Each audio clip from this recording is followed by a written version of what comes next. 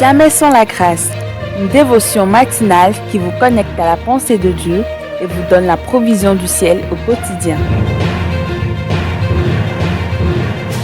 Bonjour chers amis, chers internautes, chers téléspectateurs, nouvelle journée, nouvelle provision. Bienvenue dans cette deuxième dévotion de cette semaine. Père, nous te bénissons, merci.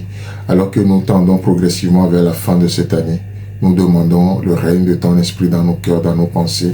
C'est l'heure des bilans et nous voulons voir ta fidélité au travers de chaque page que tu as écrite de nos vies durant cette merveilleuse année 2025, afin que nous puissions nous projeter avec toi pour la nouvelle année qui s'ouvre à nous bientôt comme un bouquet de fleurs. Sois béni Jésus.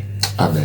Alors, chers amis, chers internautes, nous continuons, nous rappelons ce beau passage de Néhémie chapitre 3, le verset 2. À côté d'Éliachib bâtirent les hommes de Jéricho et à côté de lui bâtirent aussi Zécour, fils d'Amri. Amen. Donc, je crois que ce matin, nous allons terminer sur cette pensée et Dieu voulant, nous allons parler un peu demain de Noël et qu'est-ce que c'est, ou en tout cas de la nativité. Nous allons faire la différence, bien sûr, entre Noël et la nativité. Je sais qu'il y a pas mal de polémiques autour de cette fête, mais pour ce qui nous concerne aujourd'hui, nous revenons sur ces hommes qui baptisent, qui est autour du souverain sacrificateur Éliachib. Vous savez, nous sommes appelés à bâtir, mais autour du roi, autour du souverain sacrificateur. Donc, alors que nous vivons dans un monde maudit comme Jéricho, parce que c'est important de le savoir, Jéricho est maudit. Donc, nous sommes dans un monde maudit également.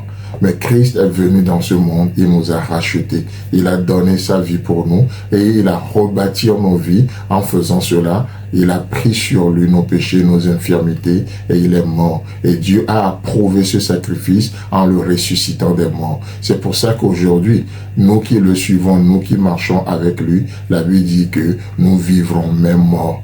Même mort, même dans la mort, dans tout ce qui se passe, nous avons gagné le droit, si vous me permettez ça, nous avons gagné le droit de vie. Nous avons gagné le droit à la vie. Pourquoi? Pas par nous-mêmes, mais parce que Christ nous a donné. Il a pris la mort qui planait sur nous, il nous a donné sa vie. Il nous a vivifiés. Voyez-vous? Donc, tout comme Jéricho, le monde est maudit. Le monde est maudit et ça nous vole les choses, ça travaille, ça tue des choses dans nos vies. Et nous sommes, au lieu de bâtir ce monde, nous sommes plutôt appelés à bâtir le royaume de Dieu au travers de tout ce que nous faisons. Vous avez un boulot, c'est juste un moyen que Dieu vous a donné pour bâtir son royaume dans le cœur de vos collègues, dans le cœur de ceux avec qui vous êtes en contact. Vous savez, le boulot, que ce soit le boulot, le travail ou peu importe, Dieu nous donne des moyens pour que ce but soit atteint. Pour certains, il va leur donner le mariage comme un moyen pour atteindre cela, pour bâtir le royaume. Pour d'autres, il va leur donner des enfants pour pouvoir atteindre ce but-là. Pour d'autres encore, il va donner le boulot, il va donner des relations, des contacts, des choses. Mais nous ne perdons pas de vue. Cherchez premièrement le royaume de Dieu. Que son règne vienne, que sa volonté soit faite aujourd'hui dans vos cœurs, sur cette terre, dans ce monde. Parce que c'est à cela que nous sommes appelés, bâtir son royaume. La Bible nous dit que dans 1 Corinthiens chapitre 7, le verset 31, la Bible déclare « Et ceux qui usent du monde comme n'en usant pas. » Pourquoi? Car la figure de ce monde passe. La figure de ce monde passe. Peu importe ce que vous avez dans ce monde, ce n'est pas une fin en soi. C'est des moyens que Dieu vous donne.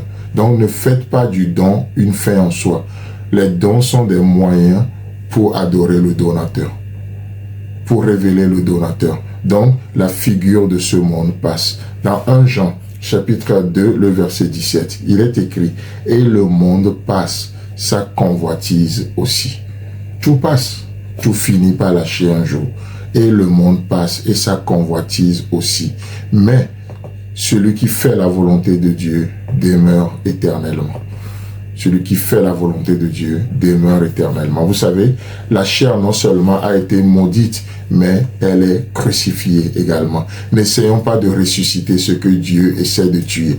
N'essayons pas de ressusciter ce que Dieu a crucifié, au risque de vivre sous une malédiction. comme Hiel qui a voulu rebâtir ce que Dieu a détruit. Voyez-vous? Donc, il se trouve que ces hommes qui venaient de Jéricho, la ville maudite, qu'est-ce qui se passe? Ils travaillent juste à côté de la porte des brebis. À côté de la porte des brebis, mais sous la supervision du souverain sacrificateur Eliashab. Et c'est ça le symbole de notre Christ sauveur, notre Dieu sauveur. L'œuvre de Dieu est une œuvre de grâce. C'est pas merveilleux ça? De la malédiction, il passe à la gloire. Chers amis, chers internautes, que Dieu vous bénisse et Dieu voulant, on se retrouve demain. Si vous avez aimé cette émission, parlez-en à vos amis. Parlez-leur du message de la grâce et de ce qu'il fait dans vos vies. Pour un sujet de prière, une question ou pour devenir partenaire, contactez-nous au 00229 94 75 80 20.